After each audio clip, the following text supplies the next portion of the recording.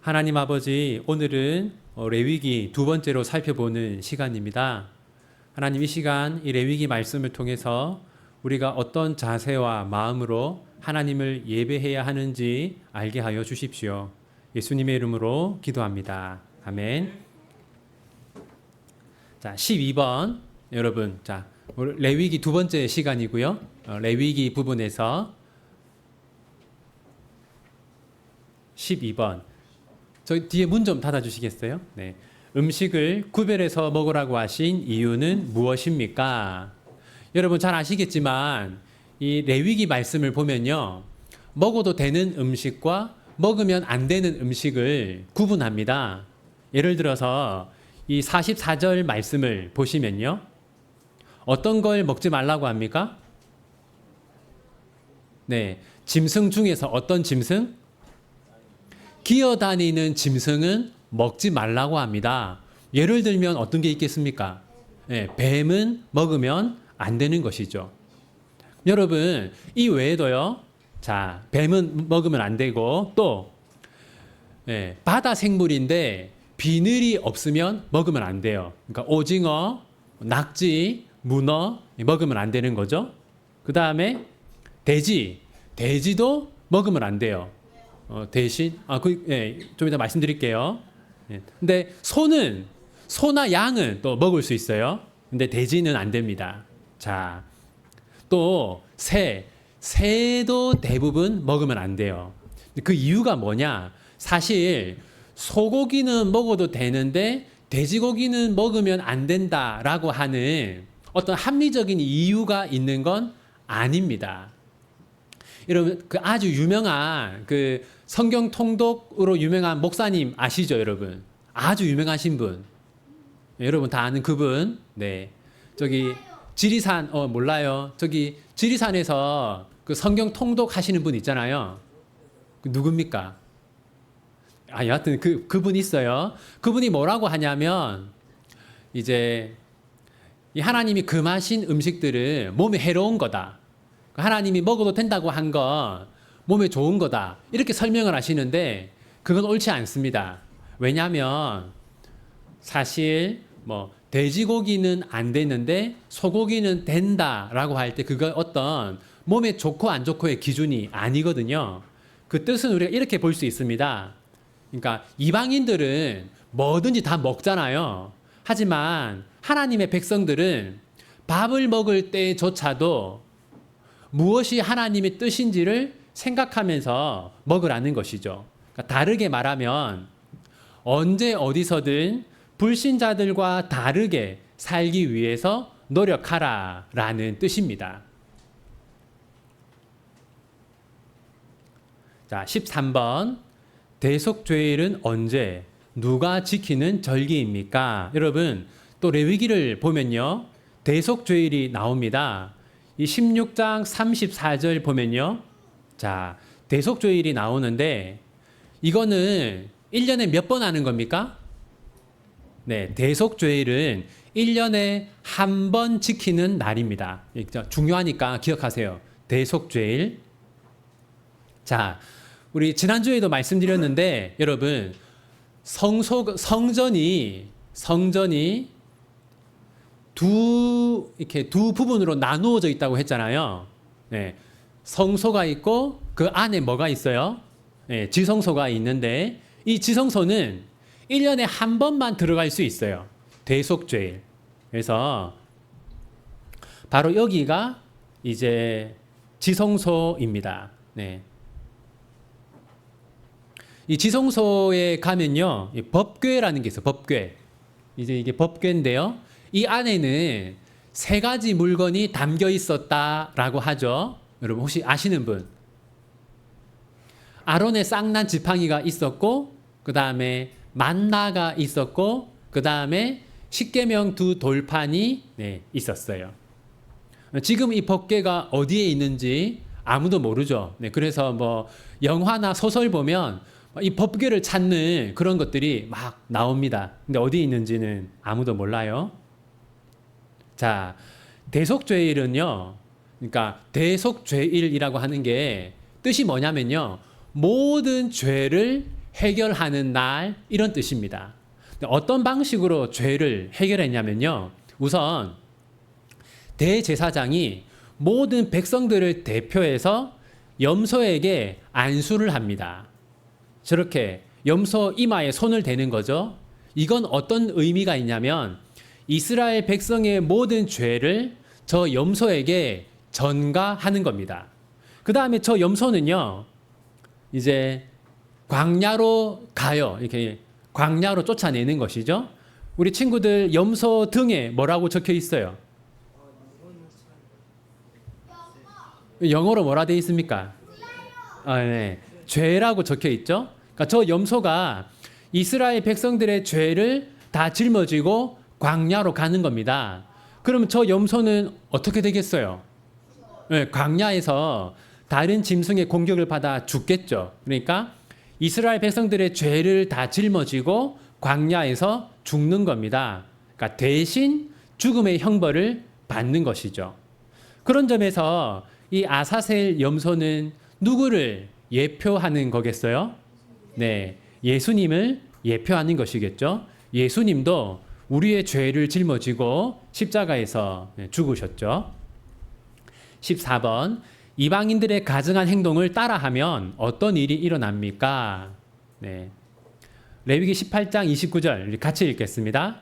이 가증한 모든 일을 행하는 자는 그 백성 중에서 끊어지리라. 그래서 이제 이스라엘 백성들이 가나안 땅에서 하나님의 나라를 세우게 될 텐데 거기서 세상 나라 사람들과 똑같이 행동하면 하나님께서 심판하신다라는 뜻입니다. 그러니까 실제로 하나님이 BC 722년에는 아수르를 통해서 북이스라엘을 심판하시고 BC 586년에는 바벨론을 통해서 남유다를 심판하셨죠. 자, 이건 어떤 뜻이냐면 이런 겁니다. 그러니까 하나님이 금지하신 일을 세상 사람들이 다 한다고 해서 우리도 따라해서는 안 된다라는 뜻입니다.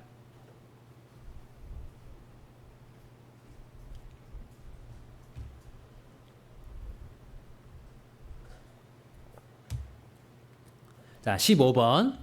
우리가 거룩하게 살아야 할 이유는 무엇입니까? 그러니까 뭘 묻는 거냐면 세상 사람들은 다 하는 행동이라 할지라도 우리는 그렇게 하지 않고 거룩하게 살아야 하는 이유가 무엇이냐? 같이 읽겠습니다. 너는 이스라엘 자손의 온 회중에게 말하여 이르라. 너희는 거룩하라. 이는 나 여호와 너희 하나님이 거룩함이니라. 우리가 거룩하게 살아야 되는 이유가 뭐라고 말합니까? 하나님이 거룩한 분이기 때문에 우리도 거룩해야 한다라고 말합니다. 여러분, 자, 여기 보면 아주 이제 행실이 좋지 않은 아이들이 있잖아요. 그죠? 예, 일진들. 자, 그럼 여러분, 다른 사람들이 막 담배 피고 돈 뺏고 하구를 막 이렇게 폭행하고 하는 이런 아이들을 보면 사람들이 어떤 생각을 하겠습니까? 부모가 아이를 어떻게 키웠길래 저렇게 행동할까라고 생각하지 않겠습니까? 마찬가지로 우리 하나님의 백성들인 우리가 이 세상에서 거룩하게 살지 않으면 하나님이 손가락질을 받게 되는 것이죠. 마태복음 5장 16절 우리 함께 읽겠습니다. 이같이 너희 빛이 사람 앞에 비치게 하여 그들로 너희 착한 행실을 보고 하늘에 계신 너희 아버지께 영광을 돌리게 하라. 그러니까 우리가 거룩하게 착하게 살면 세상 사람들도 우리를 보면서 하나님께 영광을 돌리지만 반대로 우리가 세상에서 거룩하게 살지 않고 세상 사람들과 똑같이 살면 우리로 인해서 하나님이 욕을 먹게 되는 것이죠. 그래서 우리가 하나님의 영광을 위해서 거룩하게 살아야 합니다. 16번. 우리가 우상 숭배를 하면 무엇이 더럽혀집니까? 자, 여러분, 여기 보면요. 이스라엘 백성들이 우상 숭배를 하면 무엇이 더럽혀진다고 해요?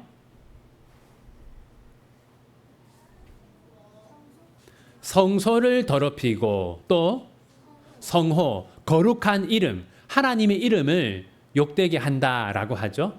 그러니까 무슨 말이냐면 우리가 세상에서 거룩하게 살지 않고 세상 사람들과 똑같이 살면 우리 때문에 하나님의 이름이 더럽혀진다라는 겁니다. 우선 여러분, 제가 최근에 놀라운 사실을 알게 되었는데 이게 이제 20에서 30대 젊은 그리스도인을 상대로 어떤 조사를 한 거냐면요. 이렇게 점을 본 적이 있느냐, 최근에. 그랬더니 대부분의 지금 이제 약 200 몇십 명을 대상으로 조사를 했는데 41%는 온라인으로 점을 봤다. 그다음에 46%는 오프라인, 그러니까 실제로 무당에게 찾아가서 점을 보았다. 그리고 12%는 실제로 무당을 찾아가기도 하고 온라인으로 점을 보기도 했다. 그 다음에 두 번째 파란 거는 뭐냐면요. 이제 35% 점의 결과가 나에게 영향을 줄 수 없다. 그러니까 점을 보기는 했지만 믿지는 않는다. 그 다음에 48% 믿지는 않지만 조금 신경은 쓰인다.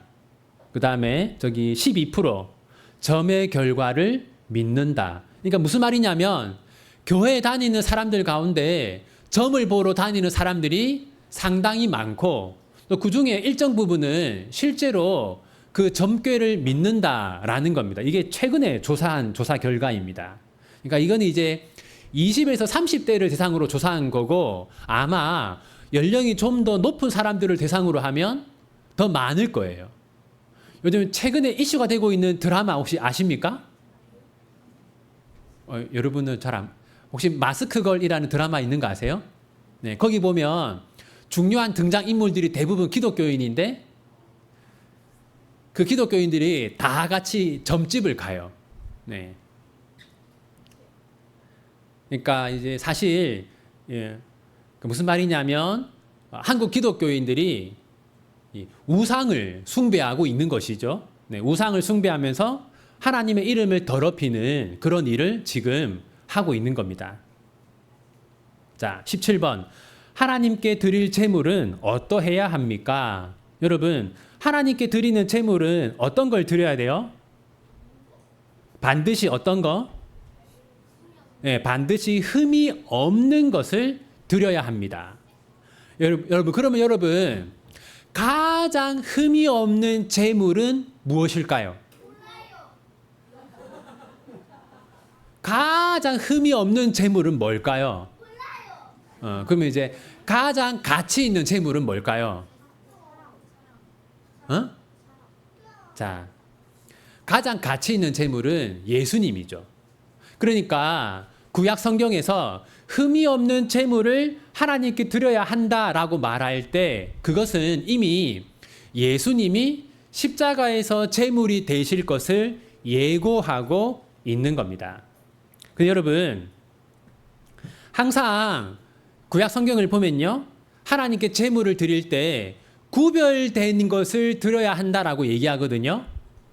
여러분, 자, 그러면 여러분 우리가 지금은 하나님께 제물을 바치진 않잖아요. 대신 우리는 우리의 시간 그리고 우리의 물질을 하나님께 드립니다. 근데 여러분, 우리가 하나님께 구별된 제물을 드려야 했다면 구별된 시간을 드려야 한다고 생각해요. 이게 무슨 말이냐면 예를 들면 우리가 기도해야 된다, 성경 봐야 된다라는 걸 다 알고 그렇게 하겠다고 하지만 실제로는 그렇게 안 할 때가 많거든요. 왜냐하면 하루를 다 보내고 저녁에 힘도 있고 시간도 있으면 이제 성경을 읽겠다고 하니까 그런 겁니다. 그래서 우리가 시간을 구별해야 돼요. 내가 이 시간은 성경을 보는 시간이다. 사실 가장 좋은 시간은 일어나자마자 곧바로 하는 게 제일 좋겠죠. 여러분, 구별된 제물을 바쳐야 했다면 우리가 구별된 시간을 하나님께 드려야 한다라는 걸 기억하면 좋겠습니다. 18번. 유월절은 어떻게 지켜야 합니까? 자, 먼저 여러분, 첫 번째 유월절은 언제일까요? 첫 번째 유월절은 어디서 지켰을까요? 어디서? 네. 애굽에서 지켰죠? 애굽에서. 하나님, 사실 이제, 여러분, 애굽이라고 하면 여러분 헷갈리고 이집트에서 여러분, 하나님이 몇 가지 재앙을 내렸어요? 10가지 재앙을 내렸는데, 그 중에서 10번째 재앙이 뭐였습니까? 네, 장자가 죽는 거. 네. 저기 지금 이제 장자가 죽었죠? 자, 그런데 여러분, 어떤 집은 장자가 죽지 않았어요? 네, 그렇죠. 지금, 어린 양. 지금 문에 빨간 걸 바르고 있죠? 저게 어린 양의 피입니다. 네. 그러니까 저 날이 첫 번째로 유월절을 지킨 날이에요.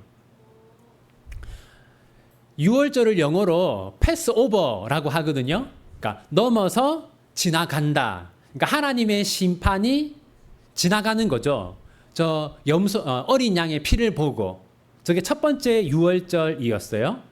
자, 여러분 유월절을 총 일주일 동안 지킵니다. 일주일 동안 지키는데 그 일주일 동안에는 무교병을 먹어야 돼요. 무교병. 저게 바로 지금 이제 유대인들이 먹는 무교병입니다.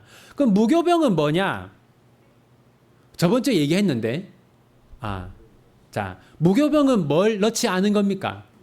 네, 누룩, 효모. 빵을 부풀게 하는 효모를 넣지 않은 거예요. 여러분, 이런 빵이 맛있겠어요? 아니면 이런 빵이 맛있겠어요? 이게 맛있겠죠, 그죠? 네, 뭐든 잘 먹는, 네. 여러분, 그러니까, 6월절 기간 동안에는요, 효모를 넣은 저렇게 이 뽀송뽀송한 빵을 먹으면 안 되고 저렇게 딱딱한 빵을 먹어야 돼요. 그 이유가 뭐냐? 여러분, 일주일 동안 저 딱딱한 빵을 먹으면 행복하겠습니까? 괴롭겠습니까? 괴롭겠죠. 그래서 뜻이 뭐냐면 애굽에서 겪은 고통을 기억하라 라는 게 6월절의 의미입니다. 그래서 애굽에서는 이렇게 고통을 겪었는데 하나님의 은혜로 우리가 지금 이렇게 행복하게 살고 있다라는 것을 기억하게 하는 것이 유월절의 의미입니다. 여러분, 자, 그럼 지금 우리가 유월절 식사를 합니까? 안 합니까? 안 하죠. 왜냐하면 유월절 식사가 대체되었어요. 뭘로 대체되었습니까? 네, 성찬으로 대체되었어요. 참고로 여러분, 할례는 뭘로 대체되었습니까? 네, 그렇죠. 할례는 세례로, 유월절 식사는 성찬으로 대체되었어요. 여러분, 그래서 유월절 식사가 뭘 의미한다고요? 애굽에서 겪은 고통을 상기시키는 거. 그러니까 우리가 이제 구원받았다라는 거. 그럼 성찬은 뭘 상기시키느냐? 성찬도 같습니다. 의미는. 네. 예전에는 죄 가운데 고통을 받았는데 이제는 예수님 때문에 그 고통에서 해방되었다. 여러분, 자, 성찬식 할 때 빵을 먹는데 저 빵은 뭘 상징합니까?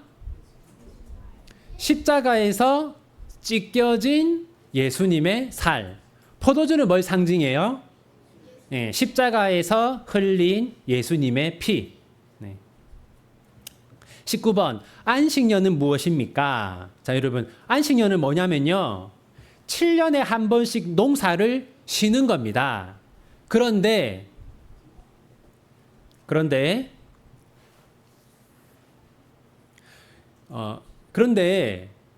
이스라엘 백성들은 가나안에 간 이후로 이 안식년을 한 번도 지키지 않은 것으로 알려져 있어요. 그걸 어떻게 알 수 있냐면 예레미야서에 뭐라고 되어 있냐면요. 너희들이 바벨론에서 70년간 종살이 할 것이다. 왜 70년이냐?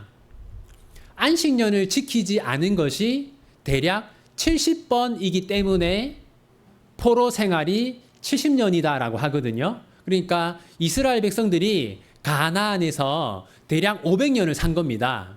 500년이니까 7년에 한 번씩 안식년을 지키니까요. 약 70번의 안식년을 지켰어야 했는데 한 번도 지키지 않은 거예요. 그래서 하나님이 바벨론 포로 생활을 70년으로 하셨다라는 말씀이 있습니다. 그럼 여러분, 왜 안식년을 지키지 않았을까요? 경제적인 손해가 되니까 지키지 않은 것이죠. 돈 때문에 지키지 않은 겁니다. 다음에 20번. 희년은 뭐냐? 여러분, 이제 이 희년, 7년에 한 번이 안식년이고, 그 다음에 안식년을 7번을 지내면 희년입니다. 그러니까 7년에 한 번씩 안식년이고, 안식년을 7번 하면 희년이니까 7, 7, 49. 그러니까 안식년은 7년에 한 번, 희년은 몇 년에 한 번씩 돌아와요? 50년에 한 번씩 돌아오는 것이죠. 근데 여러분, 이 희년이 되면요, 뭘 해야 되냐면 땅을 돌려주고 노예를 해방시켜 줘야 돼요. 무슨 말이냐면 여러분, 여호수아가 이스라엘 백성들에게 땅을 다 분배해 줬잖아요. 그죠? 공평하게. 그래서 처음에는 이스라엘 모든 사람에게 땅이 다 있었어요. 근데 시간이 지나면서 어떻게 됐겠습니까? 점점 시간이 지나면서 빈익빈, 부익부가 되면서 어떤 사람은 땅을 많이 가지고 어떤 사람은 땅을 적게 가지게 됐겠죠. 또 어떤 사람은 자기 땅을 팔고 땅이 없으니까 남의 집 하인이 되기도 했겠죠. 그런데 하나님은 50년이 되면 땅도 돌려주고 노예도 해방시키게 했어요. 무슨 말이냐? 그러니까 이거는 구약의 이스라엘은 하나의 교회거든요. 교회. 그러니까 한 교회 안에서 누구는 너무 부유하고 누구는 너무 가난하고 그런 일이 없도록 하신 것이죠. 네. 그래서 여러분, 빌립보서를 보면 이 얘기를 하면서 하나님의 뜻은 우리가 평균케 되는 것이다. 그런 그런 말씀이 있습니다. 그런데 이스라엘 백성들은 그럼 희년을 지켰을까요? 지키지 않았을까요? 희년도 한 번도 지키지 않은 것으로 알려져 있어요. 무엇 때문이겠습니까? 네, 돈 때문이죠. 그래서 얼마 전에 문지한 목사님 만났는데 이런 얘기를 하더라고요. 여러분, 우리가 믿는 거는 개혁주의라고 하지 않습니까? 이런 얘기를 하는 거예요. 이 목사들이 다 개혁주의 하는데 개혁주의보다 자본주의가 더 힘이 세다. 그런 얘기를 하는데, 네. 이스라엘 백성들도 돈을 하나님의 말씀보다 더 중요하게 생각했던 것이죠. 21번. 이 모든 말씀을 잘 지켜 행하면 어떤 복을 받습니까? 함께 읽겠습니다.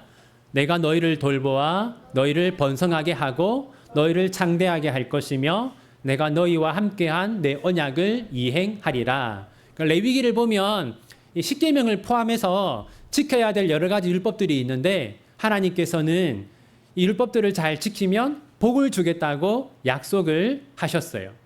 반대로 22번. 이 말씀들을 지키지 않으면 저주를 내린다고 하셨습니다. 우리 함께 읽겠습니다. 너희가 나를 거슬러 내게 청종하지 아니할진대 내가 너희의 죄대로 너희에게 7배나 더 재앙을 내릴 것이라. 네. 자, 이제 하나님께 저주를 받잖아요. 그런데 다시금 복을 받는 방법이 있습니다. 다시 복을 받는 방법. 네.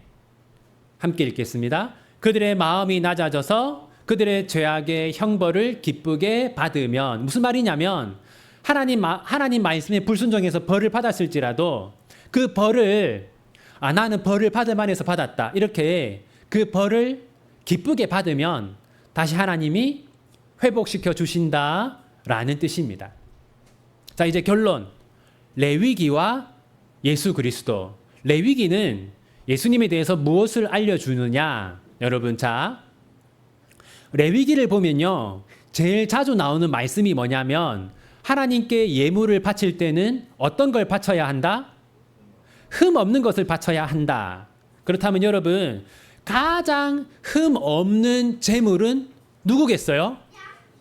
예수님이죠. 그래서 레위기는 예수님이 제물이 되실 것을 우리에게 예고하고 있습니다. 네, 마치겠습니다. 기도하겠습니다. 하나님 아버지, 지난주와 이번 주 2주간에 걸쳐서 레위기를 살펴보았습니다. 하나님은 우리에게 흠 없는 제물을 바치라고 하셨습니다. 하나님, 저희가 저희의 시간과 저희의 물질을 구별해서 하나님께 드리는 삶을 살게 하여 주십시오. 또한 하나님, 저희가 아무리 가치 있는 것을 하나님께 드릴지라도 거기에는 정말 우리의 죄를 해결할 만한 가치가 없을 것입니다. 우리의 모든 죄를 해결할 만한 가치를 가지신 분은 예수 그리스도밖에 없음을 믿습니다. 우리의 죄를 해결하시려고 하나님의 아들이신 예수님께서 흠 없는 제물이 되어주신 것을 우리가 믿고 감사를 드립니다. 이 한 주간도 우리의 유일한 구원자 되시는 예수님을 생각하며 기뻐하고 감사하면서 이 한 주를 살게 하시고, 특별히 우리의 시간과 물질을 하나님 앞에 구별하면서 살아갈 수 있도록 주님 도와주십시오. 하나님, 우리 비전교회가 사람들이 보기에 아니라 하나님 보시기에 건강하고 바르고 좋은 교회가 되기를 소원합니다. 하나님, 하나님의 말씀의 기준에 합당하게 우리가 함께 힘을 모으고 지혜를 모아서 건강하고 바른 교회를 세우게 하시고, 그리하여 하나님의 마음을 기쁘게 하는 우리 모든 비전교회 성도들이 다 되게 하여 주십시오. 특별히 기도하옵는 것은 이제 방학이 끝나고 우리의 자녀들이 학교로 가고 있습니다. 그곳에서 세상 죄악에 물들지 않게 하시고 지혜롭게 하시고 좋은 친구와 선생님들 만나게 하시고 늘 안전하게 건강하게 지낼 수 있도록 도와주십시오. 또한 하나님, 이 불경기 속에서 장사를 하고 사업을 하는 성도들이 있습니다.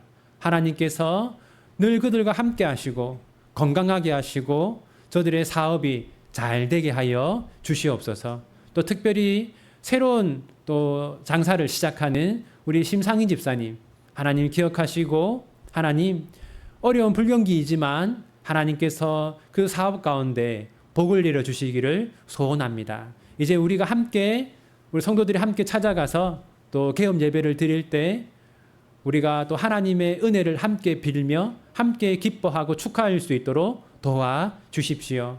또 심상희 집사님 가정, 믿지 않는 가족들이 하나님께 돌아오게 하여 주시옵소서. 예수님의 이름으로 기도합니다. 아멘.